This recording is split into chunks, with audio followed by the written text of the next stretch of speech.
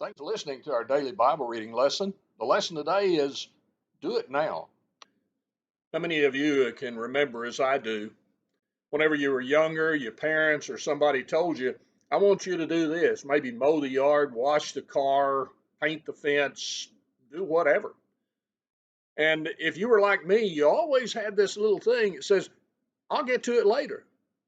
To which my mother and dad would respond, do it now. Now, the reason was they knew me, and they knew the reality that whenever we delay something, it can all of a sudden be pushed so far back that it never gets accomplished. In our reading yesterday in Ecclesiastes, the 9th chapter, and verse 10, we read where we're told, whatsoever thy hand findeth to do it with all thy might. There is no work, nor device, nor knowledge, nor wisdom in the grave whither thou goest. Now, of course, he looks at the end game. The writer in Ecclesiastes tells us over and over, there's one thing that happeneth all. That's why he says all is vanity.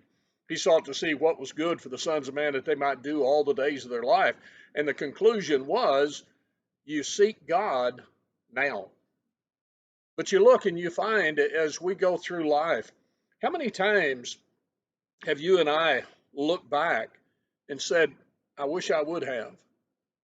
Maybe somebody has passed on, and you think about how many times you wish you would have. Instead of delaying, you would have talked to them, you would have called them, you would have comforted them, you would have encouraged them. Maybe it's somebody who has died spiritually, and you think, I wish I would have. I could have. The opportunity was there, and I didn't do it with all my might. You think about that, and not only is the end of life a concern, Hebrews the 9th chapter, we find we're all going to die. It's appointed unto man once to die. You don't know when that is. James tells us that life is like a vapor that appeareth for a little time and vanisheth away. The Hebrew writer tells us in Hebrews the 3rd chapter, there's a danger of us being hardened through the deceitfulness of sin. We may lack a desire to do that which is right and proper.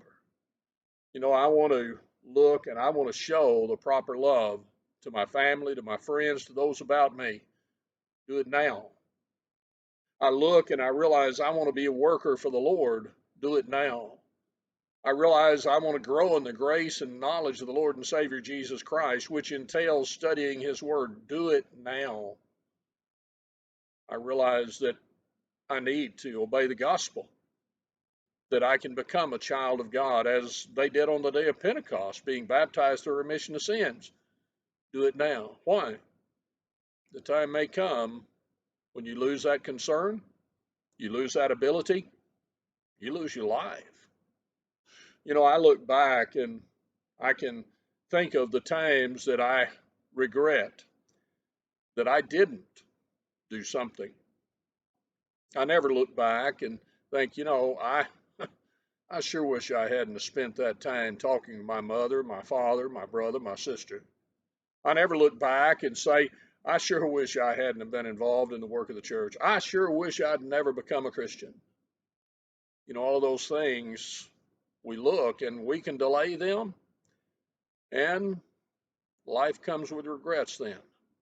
Or we can find whatever our hand findeth to do it with all our might. Do it now. We don't know what the future holds, but we know what the opportunities are right now. Thanks for listening. Have a great day. And do what your hand findeth to do with all your might. Do it now. Thank you again for joining us in this Bible study. We remind you, if you'd like to follow along in our daily Bible reading, the link below in the description of this video will give you the PDF so you can read right along with us. If you have any other questions or if you'd like information on a Bible study, contact us with the information provided on the screen before you.